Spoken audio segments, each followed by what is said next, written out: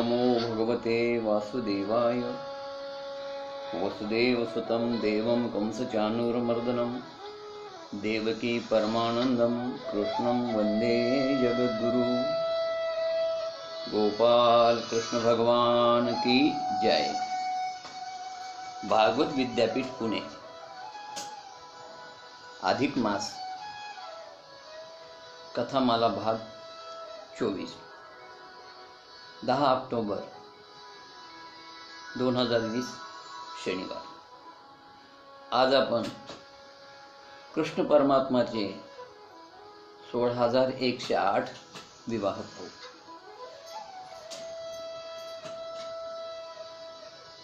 काल आपण कालयवनाचा वध पाहिला। पुढे रेवत राजाची कन्या रेवती हिचा बलरामासोबत विवाह झाला आणि त्यानंतर थोड्या दिवसात श्रीकृष्ण परमात्माचा रुक्मिणीशी विवाह झाला। परीक्षिती म्हणाला, गुरुवर्य, मला आता कृष्णाने राक्षस विधीने रुक्मिणीस कसे वरले ते मला रुक्मिणी स्वयंवराची कथा सांगा आणि त्यानंतर इतरही विवाह ऐकण्याची माझी इच्छा आहे। शुकाचार्य म्हणाले, राजा, विदर्भ देशाचा अधिपती भीमक उर्फ भीष्मक नावाचा राजा होता। या विदर्भाला कौंडिण्यपूर म्हणत पूर्वी, आजचा अमरावती। या भीमक राजाला 5 मुलं होती आणि 1 मुलगी। मुलीचं नाव होतं रुक्मिणी आणि 5 मुलांमध्ये सगळ्यात मोठा जो होता तो होता रुक्मी। नंतर रुक्मरथ, रुक्मबाहू, रुक्म वगैरे वगैरे अशा प्रकारे हे 5 पुत्र आणि रुक्मिणी नावाची 1 कन्या। रुक्मिणी सर्वांग सुंदर होती। तिने आपल्या घरी नारद महर्षी आले असता नारदाच्या मुखातून श्रीकृष्ण परमात्माचं सौंदर्य, पराक्रम, औदार्य, गांभीर्य, चाणाक्षपणा तसेच कृष्ण परमात्माच्या अंगी असणाऱ्या षड्गुण ऐश्वर्याचं वर्णन ऐकलं आणि मनामध्ये तिच्या इच्छा झाली की श्रीकृष्णच आपल्यासाठी सुयोग्य पती आहे, हे तिने मनाने ठरवलं। आता पूर्वीच्या काळी कशी पद्धत असायची की लग्नाला मध्यस्थ असायचा। नारदामुळे हे लग्न झालेले। ज्या पूर्वीच्या सुरीक होत होत्या त्या सुरीक अशा मध्यस्थी माणसाच्या हाताने मदतीनं व्हायच्या। नारद महर्षी ज्यावेळेस कौंडण्यपूरला आले त्यावेळेस त्यांनी ही रुक्मिणी काम करताना तिला पाहिलं आणि पाहिल्यानंतर त्यांची इच्छा झाली आणि त्यांनी भीमक राजा पुढे प्रपोजल मांडले की आता ताईचा विवाह करणार आहात का, असे तुम्हाला सुंदर स्थळ सुचवतो। आणि म्हणून त्यांनी श्रीकृष्ण परमात्माचं स्थळ सुचवलं, श्रीकृष्ण परमात्माच्या गुणांचं वर्णन केलं आणि हिच्याही मनामध्ये भावलं ते की कृष्ण आपापला पती व्हावा ही तिची इच्छा होती। हेच नारद महर्षी पुढे द्वारकेमध्ये आले आणि द्वारकेमध्ये आल्यानंतर त्यांनी वसुदेव देवकी समोर रुक्मिणीचं प्रपोजल मांडलं।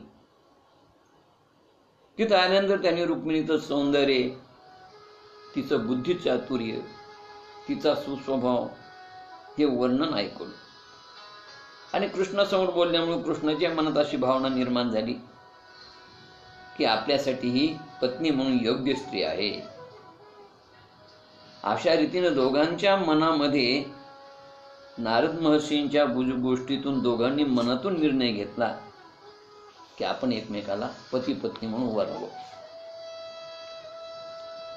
जगातलं हे पहिलं विश्व प्रेम आहे बघा,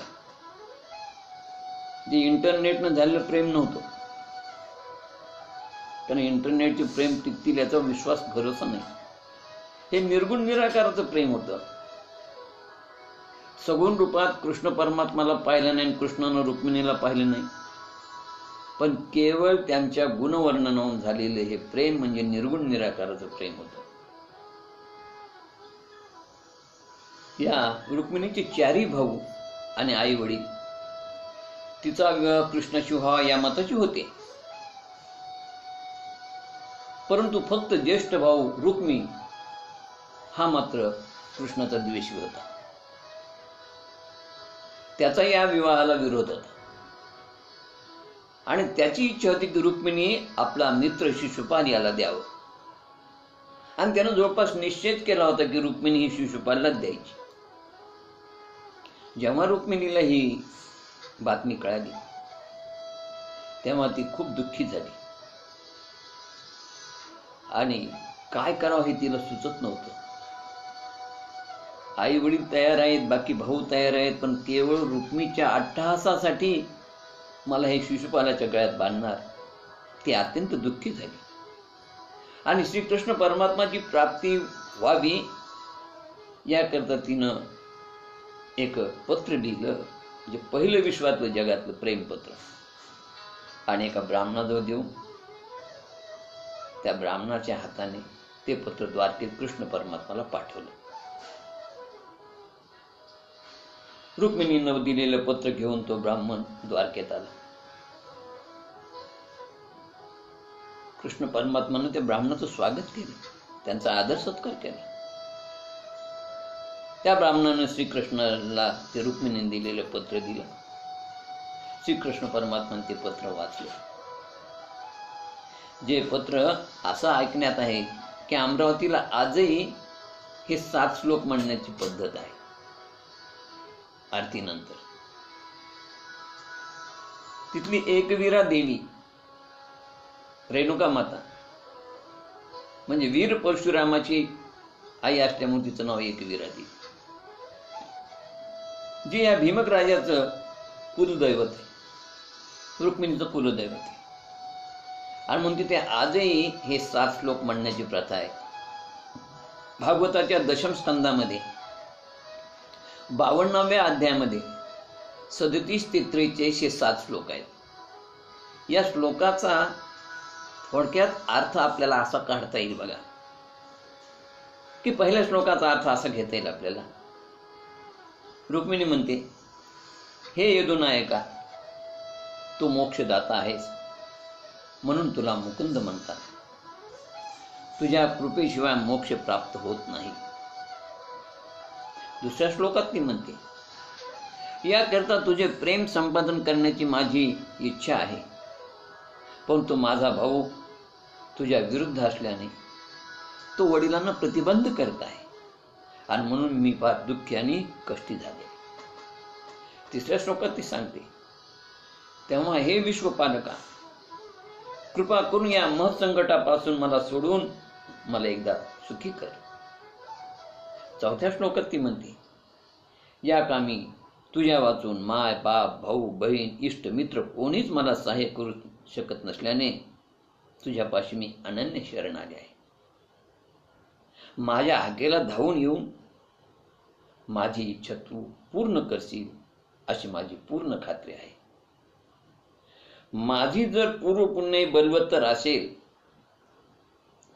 तर माझी तुला खचितच दया येईल आणि तू क्षणाचाही विलंब न करता माझ्यासाठी धावत येशील. त्यानंतर 6व्या श्लोकामध्ये ती म्हणते, जगात राजे महाराजे पुष्कळ असतील, परंतु मला तुझ्यासारखा सर्व गुण संपन्न विरक्त नवराच हवा आहे.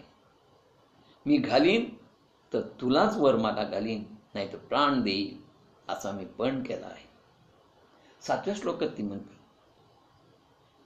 हे कृष्ण भगवंता, तू सर्वज्ञ आहेस, तेव्हा याहून अधिक लिहिण्यापेक्षा तुझ्या पुढे मस्तक नमवून हे पत्ररूपी सुमन तुझ्या चरणी अर्पण करते. अशा प्रकारचा हा तिच्या त्या पत्राचा थोडक्यात आशय बघा. तिने हे पत्र दिलं, पत्राबरोबर ब्राह्मणाजवळ एक निरोप पण दिला होता. ब्राह्मणाने तो निरोप सांगितला. ब्राह्मण म्हणाला की या भीमक राजेच्या कुलामध्ये विवाहाच्या पूर्वसंध्येला ते एकविरा मातेच्या कुलदैवाच्या दर्शनामध्ये त्या नववधून जाण्याची प्रथा आहे. कुलवधू या नगराबाहेर एकविरा मातेच्या दर्शनाकरता आपल्या काही मैत्रिणीसह, सख्यासह, वाजत गाजत आपल्या काही नातेवाईकासह दर्शनाला जाते. आणि त्याच वेळेस त्या अंबिकेच्या दर्शनातून तुम्ही रुक्मिणीचं हरण करावं अशी तिची इच्छा आहे, आणि असं तिनं तुम्हाला निरोप द्यायला सांगितलं. ठीक आहे म्हणले, विवाह मुहूर्त कधीच आहे? म्हणजे परवाच्या दिवशीच आहे. अरे मग आजच आपल्याला आत्ताच निघावं लागतंय? ब्राह्मण म्हणाला हो. असं म्हटल्याबरोबर श्रीकृष्ण परमात्मानं आपला सारथी दारुक याला बोलावून घेतलं, त्याला रथ आणायला सांगितलं, आणि श्रीकृष्ण परमात्माने ब्राह्मणालाही रथावर बसवलं आणि तो स्वतः रथात बसला आणि एका रात्रीत विदर्भ देशामध्ये आला. इकडे भीमक राजानं मुलीच्या विवाह प्रत्यर्थ नगर सुशोभित केलं होतं. रुक्मिणी आणि शिशुपाल यांचा विवाह निश्चित झाला होता. त्यांनी पुण्यवाचन केलं, देवब्राह्मण झाला, गृहमग केलं. शिशुपाल राजाचं वऱ्हाडही आलं कुंडिनपूरला. मग भीमक राजाने आणि रुक्मिणीने त्यांचं स्वागत केलं. या वऱ्हाडाच्या बरोबर शाल्वराजे, जरासंध, दंतवक्र, पौंड्रिक हे शिशुपालाचे पक्षपाती राजेही, मित्रराजेही आले होते आणि आपल्या सैन्यासह कुंडिनपुरात दाखल झाले होते. का? इकडे जर द्वारकेमध्ये त्यांना ही बातमी माहीत कळालेली होती की रुक्मिणीची इच्छा नाही शिशुपालाशी विवाह करावा, आणि रुक्मिणीची इच्छा आहे आणि वडिलाची देखील इच्छा आहे की श्रीकृष्ण परमात्माशी त्याचा विवाह व्हावा, आणि म्हणून कदाचित कृष्ण परमात्मा ह्या विवाहाला हजर राहतील आणि तिचं इथून अपहरण पण होईल. आणि म्हणून हे बाकीचे मित्रराजे देखील जरासंध, दंतवक्र, पौंड्रिक, शाल्व हे शिशुपालासाठी आपले सैन्य घेऊन तिथं हजर होते. इकडे द्वारकेत बलरामाला बातमी कळाली की श्रीकृष्ण परमात्मा हे स्वयंवराला गेलेले. कारण हा गाजावाजा भरपूर झालेला होता. बलरामालाही माहित होतं की कृष्णाची इच्छा आहे रुक्मिणीशी स्वयंवर व्हावं, पण केवळ रुक्मिणी देत नाही, त्याचा विरोध आहे आणि तो म्हणतो शिशुपालाशी व्हावं. आणि श्रीकृष्ण परमात्मा ब्राह्मण आला आणि ब्राह्मणाबरोबर गेला म्हणल्यानंतर एकटाच गेलेला आहे. म्हणून बलराम दादांनी काही सैन्य बरोबर घेतलं की वेळ पडली तर शिशुपाल आणि त्यांच्या मित्र पक्षाशी 2 हात करावे लागतील. कृष्ण मात्र एकटाच गेलेला आहे, आणि म्हणून श्रीकृष्णाविषयी बलरामाच्या मनात अतिशय प्रेम होतं, म्हणून तो भरपूर सैन्य घेऊन तिथे आला. आल्यानंतर द्वारकेत आल्यानंतर बलरामानं अशा ठिकाणी आपले सैन्य ठेवलं होतं, एका खिंडीमध्ये दबा धरून सगळं सैन्य बसलेलं होतं की ज्या खिंडीतून जो रस्ता आहे तो रस्ता सरळ द्वारकेला येत होता. अशा खिंडीमध्ये हे सगळे सैन्य त्यांनी लपून आणि जमून ठेवलं होतं की कृष्ण परमात्मा रुक्मिणीला घेऊन याच रस्त्यानं जाईल आणि या रस्त्यानं तो पुढे गेला की या खिंडीमध्ये जर त्याच्यावर जर अन्य सैनिकांनी जर हल्ला केला शत्रुपक्षांनी, तर त्या शत्रुपक्षाचं सैन्य सगळं त्या खिंडीमध्ये इथंच दबा धरून धरायचं आणि ते सगळं ठार करायचं. असं सुंदर नियोजन बलरामाचं होतं. हे कोणाला माहीतच नाही. इकडे रुक्मिणी ब्राह्मण का परत आला नाही याची चिंता करू लागली. तिच्या मनामध्ये नाना प्रकारचे विचार येऊ लागले, आणि एवढ्यामध्ये ब्राह्मण आल्याची बातमी तिला कळाली. ब्राह्मण आल्याची बातमी कळल्यानंतर ब्राह्मण आला, तिने ब्राह्मणाला नमस्कार केला, पुष्कळ द्रव्य दिलं, आणि ब्राह्मणाने सांगितले की कृष्ण परमात्मा आलेत म्हणून. इकडे राजा भीमकालाही बातमी लागली की कृष्ण आलाय म्हणून विवाहासाठी. त्याने कृष्णाचं स्वागत केलं आणि कुलाचाराप्रमाणे, कुळाच्या रीतीप्रमाणे रुक्मिणी एकविरा मातेच्या अंबिका देवीच्या दर्शनाला सायंकाळी निघाली. तिच्याबरोबर सैन्य होतं, मैत्रिणी होत्या. तिनं मौन धरलं होतं. ती अंतःकरणामध्ये श्रीकृष्ण परमात्माचं ध्यान करत होती आणि ती पायी चालत होती. वाद्य वाजत होती. ताशा होता, वाजंत्री होते, मृदंग होते, शंख होता, पणव होते, भेरी होती, तूर्य होते आणि सुवासनी देखील स्त्री पुरुष समुदाय सोबत होता. हो, मैत्रिणी होत्या, ब्राह्मण होते, वाद्यवादक होते, गायक होते, स्तुती पाठक होते. अशा रीतीने हा सारा समुदाय मंदिराजवळ आला. रुक्मिणी थांबली. तिनं बाहेरच्या नळावरती हातपाय धुतले. मंदिरात प्रवेश केला. भवानी मातेला नमस्कार केला आणि भगवान श्रीकृष्णपती व्हावा असा वर मागितला. रुक्मिणीने गंधाक्षता, फुलाच्या माळा, वस्त्र, भूषण, धूप, दीप, नैवेद्य, तांबूल आदीद्वारे भवानी मातेची पूजा केली. देवीला नमस्कार केला. वडीलधाऱ्या माणसांना बरोबरचे नमस्कार केला. सुवासिनींना नमस्कार केला आणि देवीचा प्रसाद ग्रहण करून ती मंदिराबाहेर पडली. मंदिराबाहेर पडल्याबरोबर तोच तिला समोर रथामध्ये श्रीकृष्ण परमात्मा दिसला. सर्वांच्या नजरा चुकत ती रथाकडे वळली आणि श्रीकृष्णाने सर्वांच्या समक्ष तिला हात धरला, हात दिला आणि तिचा हात धरून तिला रथात घेतलं. रुक्मिणीला रथात घेतल्याबरोबर रथ निघाला. हे लक्षात येताच सर्वजण आक्रोश करू लागले. उपस्थित राजांनी सैन्याला आदेश दिले आणि सैन्याला आदेश देताच सैन्य पाठलाग करू लागले. यादव सैन्याने या पाठलाग करणाऱ्या सैन्याला चोख उत्तर दिलं, कारण बलराम तिथे होता. शत्रूच्या सैन्याला त्या खिंडीत गाठण्यासाठी गनिमी कावा करून बलराम त्या ठिकाणी बलराम दादा सैन्य घेऊन तिथं बसलेलेच होते दबा धरून. त्यांना माहीत नव्हतं. त्या बलराम दादाच्या सैन्याने या शत्रूच्या सैन्याचा फडशा पाडला आणि सैन्य सगळं ठार झालं. पर्यायच नव्हता. तेव्हा जरासंधाने शिशुपालाचं सांत्वन केलं. त्याच वेळेस रुक्मिणीचा भाऊ हा भयंकर चिडला. मी याचा बदला घेणार म्हणून एक औक्षणी सैन्य घेऊन तो कृष्णाचा पाठलाग करण्यासाठी दुसऱ्या एका मार्गाने आला. कृष्णाला आडवा आला. श्रीकृष्णाला आडवा आल्याबरोबर श्रीकृष्णाने त्या बलरामाच्या त्या एक औक्षणी सैन्याचा फडशा पाडला. आपल्या याच्या रुक्मीच्या एक औक्षणी सैन्याचा फडशा पाडला कृष्ण परमात्मा आणि त्या रुक्मीवर 6 बाण टाकून त्याचं धनुष्य मोडलं. त्याला बंदिस्त केलं, वस्त्रानं बांधलं, कारण रुक्मिणी म्हणाली होती की माझ्या भावाला तुम्ही ठार करू नका. त्यामुळं त्यांनी त्याला फक्त बंदिस्त केलं, वस्त्रांनी बांधलं आणि वस्त्रांनी बांधल्यानंतर त्याच्या डोक्यावरचे केस वपन केले, त्याच्या मिशा काढल्या आणि रुक्मीला तिथंच सोडून दिलं. तो खूप अपमानित झाला. अपमानित झाल्यामुळे तो परत कुंडिनपूरला गेलाच नाही, तिथेच थांबला आणि त्याने तिथे एक नगर वसवलं. त्या नगराचं नाव भुजकट नगर. ते आजही आहे. अशा प्रकारे श्रीकृष्ण परमात्मा या रुक्मिणीला घेऊन द्वारकेत आले आणि द्वारकेत आल्यानंतर कृष्ण परमात्माचा मोठ्या थाटात तिथे देवा ब्राह्मणाच्या साक्षीनं विवाह झाला. गोपाल कृष्ण भगवान की जय. असे रुक्मिणी स्वयंवर झालं. अशा श्रीकृष्ण परमात्माचे 16,108 विवाह झाले. त्यातला दुसरा जो विवाह झाला कृष्ण परमात्माचा तो जांबुवंतीशी झाला. बघा, सत्रजित नावाचा एक राजा होता. तो सूर्याचा भक्त होता. त्याने सूर्याची भक्ती केली होती आणि प्रसन्न होऊन सूर्याने त्याला शेमंतक नावाचा मणी दिला होता.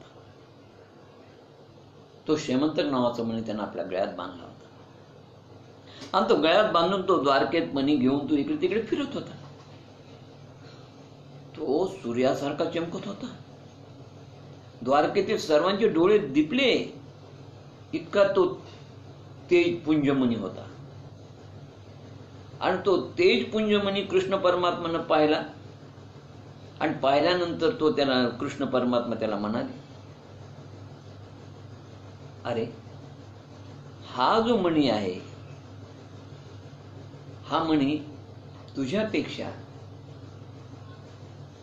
राजाजवळ असावा. काय तेजपुंज मणी आहे. त्यांनी सांगितलं हा मणी साधा नाहीये, याची घरात मी स्थापना केल्यानंतर हा दररोज पूजेमध्ये 8 भार सोनं देतो. 8 भार सोनं म्हणजे 64 तोळे. हा मणी ज्या ठिकाणी असेल, ज्यांच्याकडे असेल, तिथे दुर्भिक्ष येत नाही, महामारी नाही, संकट नाही, इडा पिडा रोग सगळं दुःख निवारण होतं. आणि असा असणारा श्रेष्ठ मणी जो मला सूर्याने दिलं, मी त्याची प्रार्थना केल्यामुळे, त्याची भक्ती केल्यामुळे, असा मला दिलेला मणी मी उग्रसेन राजाला देणार नाही. श्रीकृष्ण परमात्माला सत्रजिताने स्पष्ट नकार दिला. पुढे काही दिवसानंतर नारदांची सत्रजितच भेट झाली. नारदांनी तो गळ्यात पाहिला सत्रजितात मणी, आणि सत्रजिताच्या गळ्यात म्हणून पाहिल्यानंतर म्हणले, अरे असलं वैभव तर म्हणले श्रीकृष्णाला शोभून दिसेल. तेव्हा सत्रजित राजे म्हणाले, नारदा, मला तुमचं आणि कृष्ण परमात्माचं काही नियोजन आहे का काही कळत नाही म्हणाले. कारण 3 दिवसापूर्वी हाच मणी श्रीकृष्ण परमात्माने मला मागितला होता, आणि त्यांनी नाव केलं होतं उग्रसेन राजाचं, आणि आज तोच मणी तुम्ही कृष्णासाठी मागत आहात. सत्रजिताने सोन्याच्या लोभामुळे तो मणी दिला नाही. पण एकदा सत्रजिताचा भाऊ प्रसन्नजित, किंवा त्याला प्रेषण म्हणत, प्रेषण, हा प्रसन्नजित,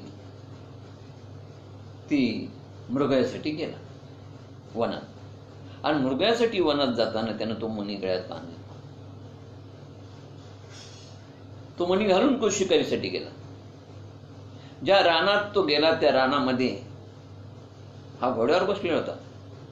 एका सिंहाने याला पाहिलं, आणि त्या मण्याच्या अपेक्षेनं त्या सिंहाने त्या घोड्याला ठार मारलं, सत्रजितालाही मारलं, आणि तो मणी घेऊन तो सिंह त्या जंगलात फिरू लागला. इतक्यात एका जांबवानाने म्हणजे अस्वलाने त्या सिंहाजवळचा मणी पाहिला. त्या जांबवानाने, त्या अस्वलाने त्या सिंहाला ठार केलं, आणि तो मणी घेऊन गुहेत गेला. आणि त्यानं आपल्या मुलांना खेळायला दिला. इकडे त्या प्रसन्न किंवा प्रसन्नजितनं परत आलेलं नाही, शिकारीला गेला, अजून आला नाही. तेव्हा सत्रजिताची शंका बळावली की हा प्रसन्नजित न सांगता गळ्यामध्ये तो मणी घालून गेला होता, आणि श्रीकृष्णालाच या मण्याची अभिलाषा होती. मनात शंका अशी आली की श्रीकृष्णानेच मण्याच्या लोभाने या प्रसन्नजितला ठार केले. त्याला कृष्णाचा राग आला. तो कृष्णाबद्दल संशय घेऊन आदवा तदवा बोलू लागला. ही बातमी हा हा म्हणता सगळ्या द्वारकेत पसरली. जेव्हा कृष्ण परमात्माच्या कानावर ही बातमी आली, तेव्हा कृष्ण परमात्मा म्हणाला, यादव हो, हा आपल्या कुळाला लागलेला कलंक आहे, तो आपण सत्वर धुवून काढला पाहिजे. कारण मला त्या मनाची अभिलाषा नव्हती. मी सहजच उग्रसेन राजासाठी म्हटलं, मला अजिबात त्याची अपेक्षा नव्हती. आणि नारदांनी माझ्यासाठी म्हटलं, तो योगायोग होता. पण माझी इच्छा नाही तो मणी मला हवा म्हणून. त्यामुळे हा कलंक आपण सत्वर धुवून काढला पाहिजे. याकरता क्षणाचाही विलंब न करता तुम्ही सगळे माझ्याबरोबर चला. ज्या अरण्यामध्ये, ज्या जंगलामध्ये हा प्रसन्नजित गेला, तिथे आपण जाऊन या मण्याचा शोध घेऊ. आणि श्रीकृष्ण परमात्मा आपल्या सगळ्या यादवासह जेथे प्रसेन शिकारीच गेला होता त्या अरण्यात आले. त्या अरण्यामध्ये यादवांनी पाहत असताना, फिरत असताना त्यांनी पाहिलं की एके ठिकाणी तो प्रसेन मरून पडलेला आहे. प्रसन्नजित घोडा मरून पडलेला आहे. काही अंतरावर घोड्याचा एक सिंह मरून पडलाय, पण शेमंतकमणी कुठेच दिसत नाही. तेव्हा कृष्ण परमात्माने अंदाज केला की हा शेमंतक मणी या सिंहाला मारून कोणीतरी नेला, आणि शेमंतक मण्यासाठी या सिंहाने घोड्याला आणि प्रसन्नजितला मारलेले. इकडे तिकडे पाहत असताना त्यांना एक अंधारी गुहा दिसली, आणि कृष्ण परमात्मा म्हणाले, थांबा, मी या यादवांना मी या गुहेत जाऊन पाहतो. सर्व यादव बाहेर थांबले. आणि कृष्ण परमात्मा त्या गुहेत गेले. गुहेत गेल्यानंतर पाहता तिथे लख प्रकाश पडलेला होता. कृष्ण परमात्माने ओळखलं की या गुहेमध्येच मणी आणून ठेवलेला आहे. आणि आतमध्ये कृष्ण परमात्माचं 28 दिवस युद्ध झालं जांबवंताबरोबर. त्याने तो पाळण्यावर बांधलेला होता आपल्या बालकांना खेळण्यासाठी. हा जांबवंत म्हणजे राम अवतारातील जांबवान. रावणाला मारून अयोध्येत परतल्यानंतर रामाचा राज्याभिषेक झाला. राज्याभिषेक होताना त्यावेळेस ज्यांनी ज्यांनी या कार्यात सहकार्य केले त्यांचा सत्कार केला. त्यावेळेस जांबवंत तिथे होते. जांबवंत त्यावेळेस आमच्या रामप्रभूला म्हणाले, प्रभूवर्य, आपण रावणाचा कुंभकर्णाचा वध केला आणि इतर राक्षसांनी ठार केलं, पण माझी तुमच्याशी मल्लयुद्ध खेळण्याची इच्छा मात्र तशीच राहिली, ती अजून पूर्ण झालीच नाही. तेव्हा राम म्हणाले, आता संपलं. म्हणाले, मी शस्त्र खाली ठेवले, मला राज्याभिषेक झाला, त्यामुळं माझ्या वाचून दुसरं कोणी तुझी इच्छा पूर्ण करणार नाही, लक्षात ठेव. तेव्हा तुझी ही इच्छा पूर्ण करून घेण्यासाठी तू मला पुढच्या अवतारात भेट, मी तुला ही संधी देईन. तोपर्यंत तू या गुहेमध्ये राहा, स्वस्थ राहा. म्हणे रामाने 11,000 वर्ष राज्य केलं आणि तोपर्यंत जांबवंत त्या गुहेतच होता बघा. आणि मागे दिलेलं वचन पूर्ण करण्यासाठी परमेश्वराने या अवतारात ही संधी जुळून आणली होती. कृष्ण त्या जांबवंताच्या गुहेत त्यांनी प्रवेश केला. त्यावेळेस गुहेमध्ये जांबवंत झोपलेला होता, गाढ झोपेत होता. त्याची पत्नी कृष्ण परमात्माला म्हणाली, अरे बाळा, तू कोण आहेस बाबा? तुला काही आई वडील बायका मुलं काही आहेत की नाही? अरे तो जर जांबवंत जागा झाला ना तर तो तुला जिवंत ठेवणार नाही. तेव्हा तू पावले न वाजवता आला तसा हळूच पावलं इथून निघून जा. तेव्हा कृष्ण परमात्मा म्हणाले, काळजी करू नको. म्हणाले, मला कोणी नाही मागे पुढे, मी ब्रह्मचारी आहे, माझ्या मागे रडणारं कोणी नाही. तेव्हा मी जांबवंताच्या हाती सापडलो तरी काही हरकत नाही, उठू दे त्याला. असं म्हणतात. दोघांचं संभाषण संवाद ऐकल्याबरोबर जांबवंताला जाग आला. तो जागा झाला आणि तो जागा झाल्याबरोबर रागाने कृष्ण परमात्मावर धावून आला. कृष्ण परमात्मानं चतुर्भुज रूप घेऊन त्याच्याशी युद्ध सुरू केलं. हातानी, मुठीनी, पाषाणांनी दोघे एकमेकावर प्रहार करत होते. थोडे दिवस नाही, हे 28 दिवस युद्ध चाललं.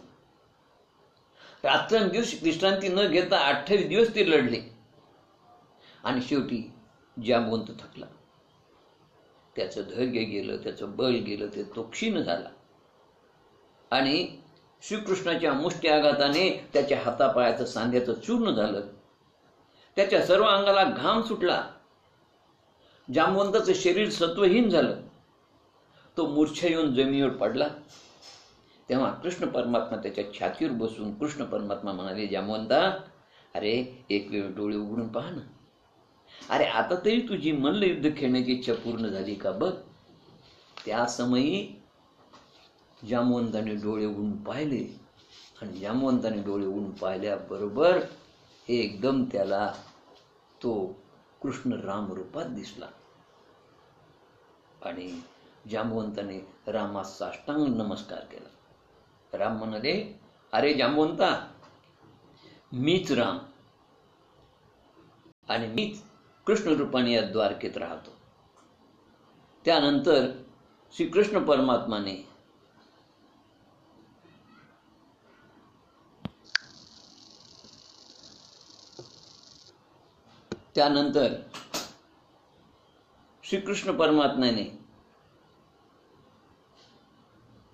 त्याला शेमंतक म्हणायची कथा सांगितली आणि कशा रीतीने श्रीकृष्णावर खोटा आरोप आला, आळ घेतला गेला, हे सगळं सांगितल्यानंतर या जांबवंताला खूप वाईट वाटलं आणि जांबवंताने हा मणी कृष्णाला परत द्यायचं ठरवलं आणि या मण्यासोबत त्याने आपली सर्वांग सुंदर असणारी कन्या जांबवती कृष्ण परमात्माला दिली. कृष्ण परमात्मा बाहेर येऊन पाहतात तर यादव कंटाळून परत गेले. मग कृष्ण परमात्मा या जामवंतीला घेऊन जे ते द्वारकेमध्ये आले आणि अशा रीतीनं दुसरा विवाह कृष्ण परमात्माचा या जामवंती बरोबर झाला. आता तिसरा विवाह कृष्ण परमात्माचा सत्यभामेशी झाला. हा मणी घेऊन आल्यानंतर दुसऱ्या दिवशी कृष्ण परमात्माने उग्रसेन राजाची भेट घेतली आणि उग्रसेन राजाची भेट घेऊन त्यांनी एक मोठी सभा घ्यायचं ठरवलं. त्या सभेचं अध्यक्षस्थान उग्रसेन राजांना दिलं आणि सत्राजितालाही विनंती केली, प्रमुख पाहुणे म्हणून तुम्ही या सभेला या म्हणून. उग्रसेन राजे सत्राजित उपस्थित होते आणि या सभेमध्ये कृष्ण परमात्माने या मण्याचा शोध कसा लागला याचा सर्व वृत्तांत सांगितला. हा वृत्तांत ऐकल्यानंतर सत्राजित राजाला वाईट वाटले की कशा रीतीने सगळ्या यादवांनी जाऊन त्या अरण्यामध्ये जंगलामध्ये या मण्याचा शोध घेतला. घोडा मेलेला पाहिला, प्रसन्नजित मेलेला पाहिला, सिंह मेलेला पाहिला आणि मग एका गुहेमध्ये त्या जांबवंतानं सिंहाला मारून नेलेला मणी त्या जांबवंताशी 28 दिवस युद्ध करून कशा रीतीने कृष्ण परमात्मानं प्राप्त केला, हा सगळा वृत्तांत त्याने त्या सभेमध्ये सांगितला. आणि मग त्या ठिकाणी असणाऱ्या त्या सत्रजिताला खूप वाईट वाटलं. त्यानं लाजेनं मान खाली घातली आणि कृष्ण परमात्मावर केलेल्या खोट्या आरोपाबद्दल त्याला पश्चाताप झाला.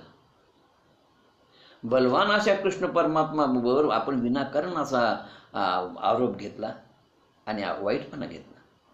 तो व्याकुळ झाला. आपल्या अपराधाचं चिंतन करत करत तो घरी आला. त्याला चैन पडेना. काय करावा म्हणजे या अपराधातून जे ते आपली सुटका होईल आणि या अपराधाचं परिमार्जन होईल याचा तो विचार करू लागला. शेवटी कशाने श्रीकृष्ण परमात्मा प्रसन्न होईल त्यानं निश्चय केला की रत्नासारखी सुंदर असलेली मुलगी आपण श्रीकृष्ण परमात्माला द्यावी आणि श्रीमंत मणी आंदन म्हणून द्यावा. हा मनात विचार येताच त्याचं मन शांत झालं आणि त्यांनी श्रीमंतक मण्यासह सत्यभामा कृष्ण परमात्माला दिली आणि अशा रीतीनं कृष्ण परमात्माचा तिसरा विवाह सत्यभामेबरोबर झाला. आता कृष्ण परमात्माचा चौथा विवाह कालिंदीशी झाला. श्रीकृष्ण पांडवाच्या भेटीसाठी हस्तिनापुराला आले होते आणि इंद्रप्रस्थात आले असताना एकदा श्रीकृष्ण परमात्मा अर्जुनासोबत शिकारीला गेले आणि शिकार केल्यानंतर ते यमुनेच्या पाण्यामध्ये स्नान करत होते. यमुनेच्या काठावर संचार करत असताना त्यांनी एक सुंदर मुलगी तपश्चर्या करत असलेली पाहिली आणि कृष्ण परमात्माने अर्जुनाला सांगितलं, जाऊन त्या मुलीची चौकशी कर. अर्जुनाने जाऊन चौकशी केली. त्यावेळेस ती सुंदर मुलगी म्हणाली की माझं नाव कालिंदी आहे, मी सूर्याची कन्या आहे आणि विष्णू आपला पती व्हावा म्हणून मी तप करत आहे. त्या विष्णू परमात्म्याचं दर्शन व्हावं म्हणून मी येथे अनेक दिवसापासून तप करत आहे. तेव्हा श्रीकृष्णाने चतुर्भुज रूपात त्या कालिंदीला दर्शन दिलं आणि अशा रीतीनं तिने भगवंताला मनोमन वरले आणि वरल्यानंतर श्रीकृष्ण परमात्मा तिला रथात बसून हस्तिनापूरला घेऊन आले आणि हस्तिनापुराहून नंतर ते द्वारकेला आले आणि द्वारकेला आल्यानंतर कृष्ण परमात्माचा चौथा विवाह कालिंदी बरोबर झाला. गोपाल कृष्ण भगवान की जय. कृष्ण परमात्माचा पाचवा विवाह मित्रविंदाशी झाला. मित्रविंदा नावाची अवंती देशाची राजकन्या होती. तिने श्रीकृष्णाचं चरित्र ऐकलं होतं आणि तेव्हापासून तिला वाटत होतं की रुक्मिणीप्रमाणे माझं व्हावं. ही जी कथा मित्रविंदाची थोडीफार रुक्मिणी सारखीच होती.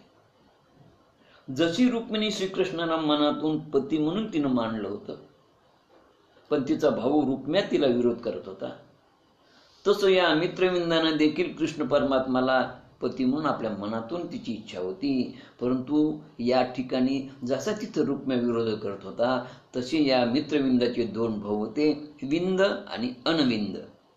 हे दोन्ही भाऊ तिचा विरोध करत होते आणि या दोन्ही भावांनी ठरलं होतं की आम्ही मित्रविंदा दुर्योधनाला देणार आहोत. पण तिच्या मनात इच्छा होती की देवा, जसं रुक्मिणीचं झालं तसं माझं व्हावं. आणि म्हणून भगवंताने तिची ती अर्थ करुणा जाणली. कृष्णपती व्हावा हीच तिची इच्छा जाणून तिच्या बंधूंनी तिचा विरोध केला होता. तिचं स्वयंवर ठरलं होतं. अनेक राजे स्वयंवराला आले आणि त्या सर्वांच्या समक्ष कृष्ण परमात्मानं मित्रविंदेचं हरण केलं आणि तिच्याशी विवाह केला. हा कृष्णाचा 5वा विवाह. त्यानंतर श्रीकृष्ण परमात्माचा 6वा विवाह झाला सत्याशी. नग्नाजित नावाचा एक कौशल देशाचा राजा होता. त्याला सत्या नावाची एक सुंदर कन्या होती आणि तिच्या विवाह करता राजाने पण लावला होता. त्या पणामध्ये न शिकवलेले 7 शक्तिशाली बैल होते, ज्यांना मोठमोठी शिंग होते. बैल कसले? वळूच, ज्यांचं 1000 हत्तीचं बळ होतं अशी ती ओळू होती. अशा या 7 बैलांना दमवून जो यांच्या नाकामध्ये एक दोर, म्हणजे त्याला व्यसन म्हणतात, बांधेल 7 जणांना एका दोराने, आणि 7 जणांची दोर त्यात नाकातून बांधायची व्यसन सारखी, अशा बांधणारात मी माझी कन्या देणार असा त्याने निश्चय केला होता. अनेक राजपुत्रांनी प्रयत्न केला बैलांना व्यसन घालण्याचा, पण तो प्रयत्न यशस्वी झाला नाही. कारण या बैलाचे शिंग एवढे होते की आलेल्याला ते बैल ठारच करत होते. तेव्हा त्या सत्यानं विचार केला की श्रीकृष्ण हाच या बैलांना वठणीवर आणून व्यसन घालू शकतो आणि म्हणून तोच पती आपला व्हावा असं ती मनातून चिंतन करत होती. आणि श्रीकृष्ण परमात्माला हा सारा वृत्तांत कळाला. श्रीकृष्ण परमात्मा स्वतः अयोध्येला आले आणि नग्नजित राजाने त्यांचं स्वागत केलं. त्या राजकन्येचं मनोरथ पूर्ण व्हावा म्हणून श्रीकृष्ण परमात्मा आले होते. त्यांनी 7 बैलांनाही त्या वळूंना सहज लीलेने दमवून त्यांना व्यसन घातली आणि ते आश्चर्य पाहून राजा प्रसन्न झाला. त्याने आपल्या मुलीचा विवाह कृष्ण परमात्मा बरोबर केला. असे कृष्ण परमात्माचे 6 विवाह झाले. 7वा विवाह कृष्ण परमात्मा झाला तो भद्रा बरोबर. ही भद्रा श्रुती कीर्तीची मुलगी होती. कृष्णाला 2 आत्या होत्या. एक कुंतीपासून 5 पांडव झाले होते आणि दुसरी श्रुती कीर्ती. या श्रुती कीर्तीला एक मुलगी होती भद्रा आणि 2 मुलं होते, शिशुपाल आणि दंतवक्र. म्हणजे शिशुपाल आणि दंतवक्र हे पांडवापेक्षा कृष्णाच्या जवळचे होते नात्यानं. बायकोचे भाऊच होते, मेहुणे होते, डबल नातं होतं. एक तर आत्याची मुलं आणि दुसरे बायकोचे भाऊ, असे 2 नाते होते. तर अशी ही श्रुती कीर्तीची असलेली भद्रा नावाची मुलगी आता एकदा कृष्ण परमात्मा म्हणाली, कृष्णा, तू एवढ्या मुलींशी विवाह केलेस, पण माझ्या मुलीशी का करत नाही? तो मला आता तयारी दे की मला. आणि अशा रीतीनं त्यांनी भद्राचा स्वीकार केला आणि 7वा विवाह कृष्ण परमात्माचा भद्राबरोबर झाला. कृष्ण परमात्माचा 8वा विवाह मद्र देशाच्या राजाची लक्ष्मणा नावाची सुंदर सुस्वरूप असणारी कन्या तिच्याबरोबर झाला. तिचेही कृष्ण परमात्माने स्वयंवर हरण केलं होतं. अशा रीतीनं कृष्ण परमात्माचे 8 विवाह झाले. रुक्मिणी, जांबवंती, सत्यभामा, कालिंदी, मित्रविंदा, सत्या, भद्रा आणि लक्ष्मणा अशा कृष्ण परमात्माला 8 पट्टराण्या होत्या. परीक्षिती म्हणाला, महाराज, कृष्णाला तर 16,108 स्त्रिया होत्या. त्यापैकी 8चे विवाह आपण मला सांगितले. उरलेल्या 16,100 स्त्रियांचे विवाह पण सांगा. त्यावेळेस शुकाचार्य म्हणाले, ऐक राजा, नरकासूर नावाचा एक दैत्य राजा होता, ज्याला भौमासूर म्हणत होते.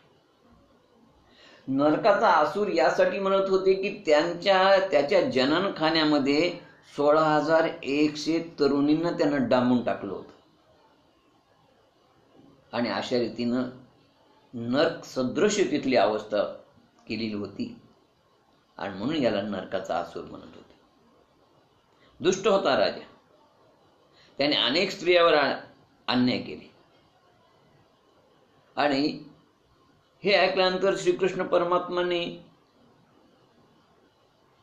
येऊन त्याच्या ताब्यात असलेल्या 16,100 स्त्रियांना सोडवावं या हेतूनं आणि स्त्रियांवर होणारे अन्याय यातून त्या स्त्रियांची मुक्ती करावी म्हणून कृष्ण परमात्मानं या नरकासुरावर आश्विन वद्य चतुर्दशीला म्हणजे दिवाळीचा पहिला दिवस 3 प्रहरी कृष्ण परमात्मानं सुदर्शन चक्राच्या सहाय्यानं याच्यावर स्वारी केली. सत्यभामाई बरोबर होती आणि त्याच्यामध्ये हा नरकासूर ठार झाला.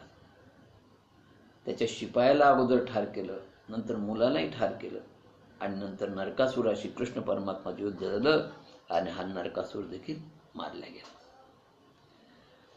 आता नरकासूर मेला ही बातमी सगळ्या ऋषींना देवांना कळाली.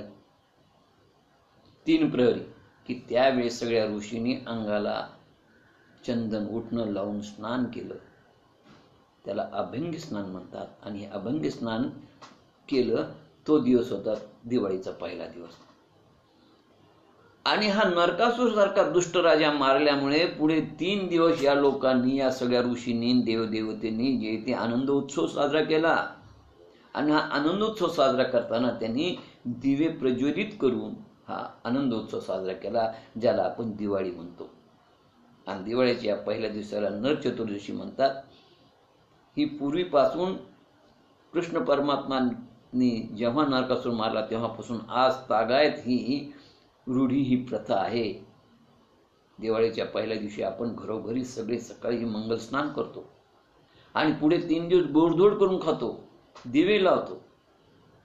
तर ही जी कथा घडली, घटना घडली, ती आसाममध्ये प्राग ज्योतिष्यपूर नावाचं गाव आहे. ही नरकासुराची, भौमासुराची राजधानी होती. आणि त्यानं त्या ठिकाणी भारतातील सुंदर सुंदर मुली पळून आणल्या होत्या. नरकासूर त्यांना तिथं डांबून टाकायचा, त्यांचा उपभोग घ्यायचा. परदेशातले स्त्रिया आणत होता आणि अशा प्रकारे म्हणून त्याला नरकाचा असुर म्हटलं. हे फार मोठं भारतावरचं संकट होतं आणि या संकटाचं परिमार्जन करण्यासाठी कृष्ण परमात्मा पुढे आले. कृष्ण परमात्माला हा अन्याय सहन झाला नाही. नरकासुराला त्यांनी स्वारी केली, त्याला ठार मारले. धाय मोकळून रडणाऱ्या त्या हजारो स्त्रिया, सुंदर तरुणी, ज्यांना त्यांनी जनानखान्यात डांबलं होतं, त्या सर्वांना श्रीकृष्ण परमात्माने मुक्त केलं. त्या हीनदीन स्त्रिया कृष्ण परमात्माला म्हणाल्या, देवा तुम्ही आम्हाला या नरकासुराच्या तावडीतून मुक्त केलं, आम्ही हीनदीन आहोत. आता आम्हाला कोण पवित्र करेल? आमच्याशी कोणी विवाह करणार नाही. आणि देवा तुम्हीच आता आम्हाला या संकटातून मुक्त करा. आणि अशा रीतीनं कृष्ण परमात्मा त्या सर्व स्त्रियांना घेऊन द्वारकेत आले. द्वारकेत आल्यानंतर कृष्ण परमात्माने त्या मुलींच्या आईवडिलांना निरोप पाठवला की तुमच्या मुली तुम्ही घेऊन जा. पण त्या मुलींच्या आईबापांनी उलट कृष्णाला निरोप पाठवला की ज्या दिवशी नरकासुराने त्यांना पळवलं त्या दिवशी त्या आम्हाला मेल्या, समाज ज्यांना भ्रष्ट मानतो अशा मुलींना आम्ही घरात घेणार नाही. फार सनातन पिढी होती त्या काळातली आणि त्यामुळे त्या लोकांनी त्या निरोप पाठवला. फार मोठा चमत्कारिक किस्सा. 1947 साली ज्यावेळेस देशाची फाळणी झाली त्यावेळेस अनेक हिंदू कुटुंब पाकिस्तानामधून भारतात आले. भारतातील मुस्लिम पाकिस्तानात गेले फाळणीनंतर. तर त्या काळामध्ये अनेक स्त्रियांवरती अन्याय झाले.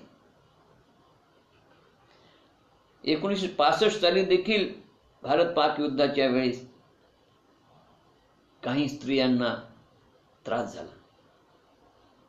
तर अशा पळून नेलेल्या मुलींची सुटका आमच्या सैनिकांनी केली. केल्यानंतर त्या परत आल्यानंतर त्यांनाही घरात घेण्यासाठी त्यावेळेसच्या मायबापांनी विरोध केला होता. पण त्यावेळेस सरकारमध्ये असलेले गृहमंत्री सरदार वल्लभभाई पटेल यांनी पंडित पंडित नेहरूंना सांगितलं. कारण सरदार वल्लभभाई पटेल हे श्रीमद भागवताचा अभ्यास करत होते, अध्ययन करत होते. त्यांनी सांगितलं भागवतामध्ये असाच एक प्रसंग आहे की त्या नरकासुरावर हल्ला करून नरकासुराला ठार केल्यानंतर ज्यावेळेस कृष्ण परमात्माने या 16,100 स्त्रियांना सोडवलं आणि त्यावेळेस त्या स्त्रियांचं श्रीकृष्ण परमात्माने पुनर्वसन केलं, त्यांना पत्नीचा दर्जा दिला होता. तसं या फाळणीनंतरच्या ह्या जे स्त्रिया आहेत, अबला आहेत, ज्यांच्यावर अन्याय झाला, अत्याचार झाला, यांच्यासाठी आपण सरकारने काहीतरी व्यवस्था करावी. आणि म्हणून तेव्हा मग अनाथाश्रम निर्माण झाले आणि अशा रीतीनं अशा हजारो मुली त्या अनाथाश्रमामध्ये राहू लागल्या. तर हा असा कृष्णाचा आदर्श आहे बघा, की ज्या स्त्रियांना समाज भ्रष्ट मानत होता त्यांच्या पुढे एकच पर्याय होता, एक तर वेश्यावृत्तीने तर आत्महत्या. त्यांचं जीवन जगणं संपलं होतं. त्या निरागस असणाऱ्या मुली, त्यांच्यावर हा कठीण प्रसंग आला होता, ज्यांच्यात काही दोष नव्हता. आणि त्यामुळे कृष्णानं त्यांना अन्न वस्त्र निवार देऊन त्या मुलींचं पालन पोषण केलं. म्हणून कृष्णाला पती म्हणतात. संस्कृतमध्ये पती या शब्दाचे 2 अर्थ आहेत. पती म्हणजे नवरा आणि पती म्हणजे पालन पोषण करणारा, प्रतिपाल करणारा. श्रीकृष्ण परमात्माने समाजापुढे फार मोठा आदर्श ठेवला आणि म्हणून श्रीकृष्ण परमात्मा हा फार मोठा एक समाजसेवक आहे, लक्षात घ्या. आणि अशा प्रकारे श्रीकृष्ण परमात्म्याने त्या 16,108 स्त्रियांचं पुनर्वसन केलं आणि त्या 16,108 स्त्रियांचं प्रतिपाल केला. आणि प्रतिपाल केल्यामुळं कृष्ण परमात्मा हा त्या 16,108 स्त्रियांचा पती मानला जातो. बघा आता गंमत पहा, भागवतामध्ये अशा कथा आहेत की ह्या 16,108 स्त्रियापासून प्रत्येकीला 1 कन्या 10 मुले. म्हणजे कृष्णाची आपत्ती किती आहे? 10 मुलं जर प्रत्येकीला म्हणलं तर 1,61,080 मुलं आणि एक मुलगी म्हणलं तर 16,108 मुली. एकूण आपत्ती 1,77,188. नातू पंतू तर विचारूच नका.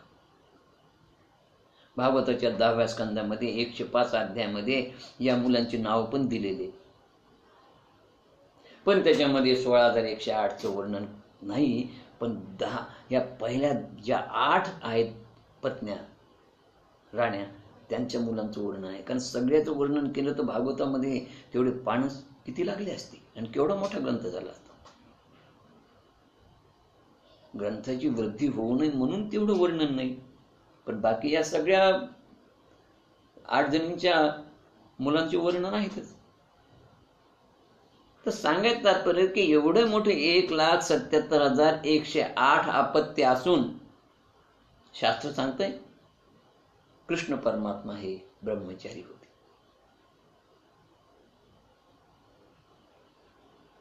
आता 16,108 बायका, प्रत्येकीची 10 मुलं आणि प्रत्येकीची 1 मुलगी. अवघड आहे का ना? पण गंमत तुम्हाला सांगतो की जेव्हा राष्ट्रीय यज्ञ ठरला, त्या राष्ट्रीय यज्ञामध्ये पहिल्या दिवशी कार्यक्रम झाला. कारण हा राष्ट्रीय यज्ञ वर्षभर चालणार होता. कोठी पूजन झालं, गुढी उभारली. या दोन्ही कार्यक्रमाला कृष्ण परमात्माला बोलावलं होतं. कृष्ण परमात्म्याच्या हातून कोठी पूजन झालं, गुढी उभारली आणि आता इथून पुढे 365 दिवस हा राष्ट्रीय यज्ञाचा कार्यक्रम चालणार, 1 वर्षभर. शेवटी सांगायचा समारोह होईल. त्यामुळे अन्नदान व्हावं त्यासाठी कोठीचं पूजन केलं, गुढी उभारली. गुढी उभारली त्या दिवशी त्या कार्यक्रमामध्ये एवढा मोठा सभा मंडप दिला होता. त्या सभा मंडपामध्ये एक म्हातारा कोणीतरी गतप्राण झाला. गतप्राण झाल्यानंतर लोकांनी त्या ठिकाणी शंका घ्यायला सुरुवात झाली की राजसूयाची यज्ञाची सुरुवात आणि त्यावेळेस हे अमंगल कार्य कसं घडलं. त्या ठिकाणी एक तपोवृद्ध ज्ञानवृद्ध ज्येष्ठ ऋषी होते. त्यांनी सांगितलं काळजी करू नका, हा म्हातारा आता उठून बसेल आणि बाकीचे आश्चर्याने पाहत असताना तो म्हणाला की पहा 16,108 बायका असून प्रत्येकीला 10 मुलं आणि 1 मुलगी असून कृष्ण परमात्मा जर ब्रह्मचर्य असेल तर हा म्हातारा उठून बसेल. आणि खरंच तो उठून बसला. आता तो उठून बसल्यानंतर आश्चर्य झालं सगळ्यांना. बरं, ही बातमी वाऱ्यासारखी सगळीकडे पसरली. आणि ही बातमी वाऱ्यासारखी सगळी पसरल्याबरोबर कृष्ण परमात्माच्या या 16,108 स्त्रियांच्या कानावर ही बातमी पडली. आता ही बातमी पडताच त्यांनी कृष्णाची थट्टा करायला सुरुवात केली ना. आता एक लक्षात घ्या, इथे रहस्य हे बघा. आणि हे तर या कथेत भागवतातलं हेच वैशिष्ट्य, कथेतलं खरं रहस्य काय हे तुम्हाला इथे आज कळेल की खरंच 16 सहस्त्र नरी असून हा बालब्रह्मचर्य. आणि अगदी करेक्ट 100% सत्य येते. ते कसं सत्य हे आपण या कथेतून आपल्याला पुढे सिद्ध होईल. काय माहितीये का की या 16,108 स्त्रियांना देखील या गोष्टीचं ज्ञान नव्हतं, विश्वास नव्हता. त्या देखील हे खरं मानत नव्हत्या. याला ब्रह्मचर्य कसं मानायचं? कारण कृष्णाचं रहस्य, कृष्णाचं चरित्रच असं हे अद्भुत आहे. ह्या 16,108 बायकांना हे माहित नाही की हे सगळी 10 मुलं ती माया आहे कृष्णाची. हे एक मुलगी ही सगळी माया आहे. आणि खरात कृष्ण सगुण रूपात दिसतो, पण तो निर्गुण निराकार आहे. आणि निर्गुण निराकार असणाऱ्या कृष्णाला कुठं वासना असते का? हे सगळे देहाचे चोचले. तो देहीच नाही, तो निर्गुण निराकार आहे. तर मग निर्गुण निराकार असणाऱ्या कृष्णाला एवढे आपत्ती असू शकतील का? पण त्या देखील कृष्ण परमात्माची चेष्टा करू लागल्या, थट्टा करू लागल्या. एक तर म्हणाली, अहो प्रत्यक्ष तुम्हाला 16,108 बायका असून तुम्ही ब्रह्मचारी आहात. दुसरी म्हणाली, अगं 16,108 बायका असून प्रत्येकीला 10 मुलं आहेत तरी ती ब्रह्मचारी. तिसरी म्हणाली 10 मुलं आणि 1 मुलगी आहे. चौथी म्हणाली मुलांची संख्या 1,61,000 आहे. पाचवी म्हणाली की 1,61,080 आहे. चौथी म्हणाली. पाचवी म्हणाली मुली 16,108 आहेत. सहावी म्हणती सगळं मिळून टोटल आपत्ती 1,77,188 असून हे बिचारे ब्रह्मचारी. अशा प्रकारे कृष्ण परमात्माची चेष्टा सुरू केली. नंतर तर गंमत, कृष्ण परमात्मा दिसले की या बाळाचे बाप ब्रह्मचारी असंच म्हणायला सुरुवात केली. आणि तेव्हा कृष्ण परमात्मानं ठरवलं की आता आपण जयती यांना खरंच काय आहे, मी कसा ब्रह्मचर्य हे सिद्ध करून दाखवावं. आणि म्हणून कृष्ण परमात्मानं तिथं मौन सोडलं. आणि मौन सोडल्यानंतर कृष्ण परमात्मा एक युक्ती केली. काय युक्ती केली ते म्हणाले, हे पहा, यमुनेच्या पलीकडच्या तीरावरती माझे गुरु आलेले दुर्वास. या दुर्वास ऋषींना खूप अन्न लागतं. त्याकरता तुम्ही प्रत्येक जण एक 5-5 किलोचा तुमच्या आवडीचा पदार्थ करा आणि 16,108 जणी तेवढे पदार्थ घेऊन जा.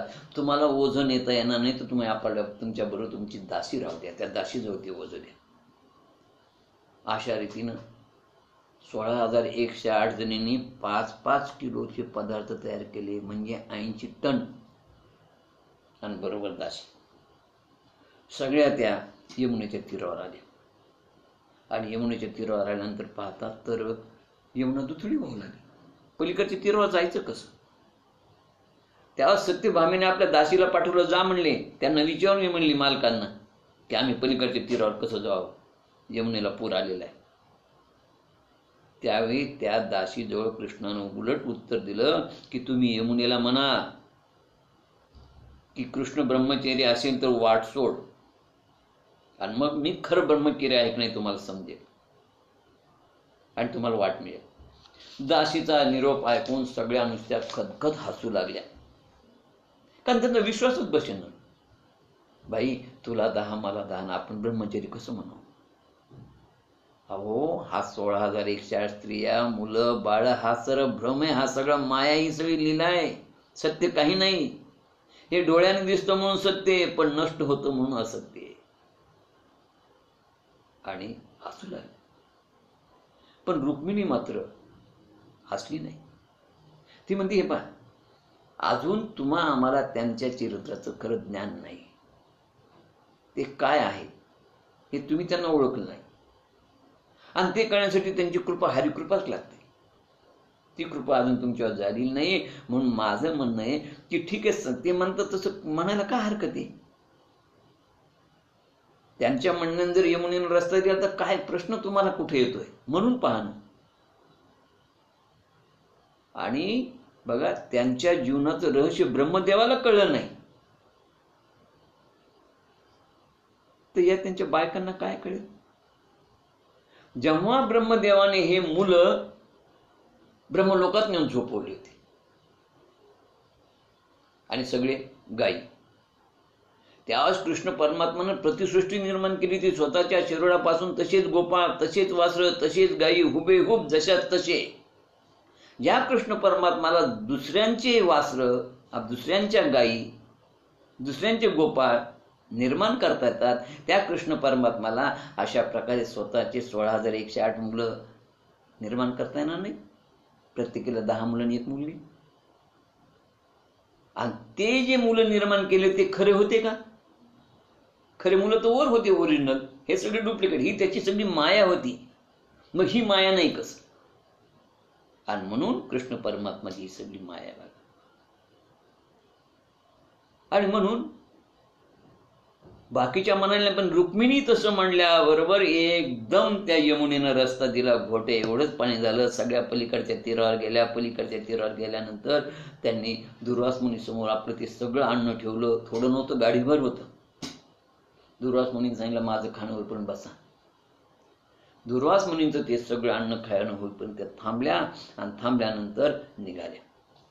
आश्चर्य करू लागले, बाई सगळं खाल्लं, सगळं खाल्लं. आणि ज्यावेळेस त्या परत यमुनेला आल्या, तर यमुना परत दुथडी वाहू लागली. परत दासीला पाठवलं. दुर्वासाने सांगितलं, येताना काय म्हणाल? त्यांनी सांगितलं, येताना आम्ही म्हटलं, कृष्ण जर ब्रह्मचर्याचे तर आम्हाला रस्ता दे. ते म्हणजे ठीक आहे, आता म्हणा. गाळाभर अन्न खाऊन दुर्वास उपवाशी असेल तर यमुने रस्ता दे. अहो, यमुनेनं रस्ता दिला. आणि मग एवढं अन्न खाऊन दुर्वास उपवासी. उपवासी याचा अर्थ तृप्त आहे. जेव्हा दुर्वास मुनीकडे दुर्योधनानं दुर्वास मुनीला पांडवाकडे पाठवलं होतं, 12 वाजून गेले होते. त्याला माहित होतं की आता त्या थाळीचं अन्न देणं बंद झालं, आता दुर्वास शाप देतील. पण त्या थाळीला असणारे एक पान कृष्णानं खाल्लं आणि तिकडे दुर्वास तृप्त झाली होती. उपवासी याचा अर्थ उप म्हणजे जवळ, वासी म्हणजे वास्तव्य. जे दुर्वास मुनी रागीट असले तरी कृष्णाच्या सदैव सानिध्यात होते, त्यांचा उपवास करायचे, त्यांच्या जवळ असायचे. मग ते उपवासी कसे राहतील? कृष्णाच्या प्रीतीनं, कृष्णाच्या संयोगानं ते तृप्तच झाले होते. म्हणून त्यांना भूक कधी लागतच नव्हती. आणि म्हणून जशी ते तृप्त, ते उपवासी नाही, तसे कृष्ण परमात्मा तृप्त आहे. तो योगी आहे, भोगी नाही. आणि म्हणून 16 सहस्त्र नारी भोगुनी तो ब्रह्मचारी. आता याचं रहस्य थोडक्यात असे बघा, तुम्ही आम्ही निर्माण केलेली जी प्रजा आहे, मुलं बाळ, हे सगळं, आज तुम्हाला तुमच्या स्वस्वरूपाचं ज्ञान आहे का? तुम्ही कोण आहात? कृष्ण परमात्मा तर निर्गुण निराकार आहे. सगुण रूप त्यानं मायेमुळे इथं घेतलंय आणि मायेमुळेच हा सगळा पसारा निर्माण केला त्याने. जो सगुण कृष्ण परमात्मा निर्गुण निराकार आहे, ईश्वराचा अंश आहे, ईश्वर आहे. आता एक तुम्हाला जास्त म्हणजे स्पष्ट बोलायचं झालं तर मला एक प्रश्नाचं उत्तर द्या की काम वासना हा कोणाचा गुण आहे? सुख दुःख, काम क्रोध मद मोह, सुख दुःख वासना ह्या सगळ्या देहाला आहेत. आत्म्याचा संबंध नाही. आणि तुम्ही तर ईश्वराचा अंश, तुम्ही आत्मा आहात. मग ह्या तुमच्या आहेत का देहाचे आहेत? संपलं. कामवासना देहाची, देहाने प्रजोत्पत्ती केली. या देहाने निर्माण केलेली जी कामवासना, जी जीव आहेत, मुलं बाळ, हे देखील देही आहेत, तेही नष्ट होणार आहे. ते सगळं मिथ्या आहे. आणि म्हणून तुम्ही देखील या ठिकाणी कृष्णाप्रमाण ब्रह्मचारी आहात. आणि म्हणून भोगून हा सगळा भ्रम, ही माया आहे. मायेमुळे हे सगळं उत्पन्न झाले. कृष्ण परमात्मा निर्गुण निराकार आहे, त्याला वासनाच नाही. तर काम कुठून निर्माण होईल? काम वासना हा देहाचा गुणधर्म आहे, आत्म्याचा नाही. तुम्ही आत्मा हा ईश्वरी अंश आहात, लक्षात ठेवा. आणि म्हणून हे तत्व त्या रुक्मिणीला पटलं होतं. ती म्हणाली आणि यमुनेनं रस्ता दिला. झालेली कथा आपण इथं थांबू. बाकीचा कथा भाग उद्या पाहू. गोपाल कृष्ण भगवान की जय. हरे नमः. हरे नमः.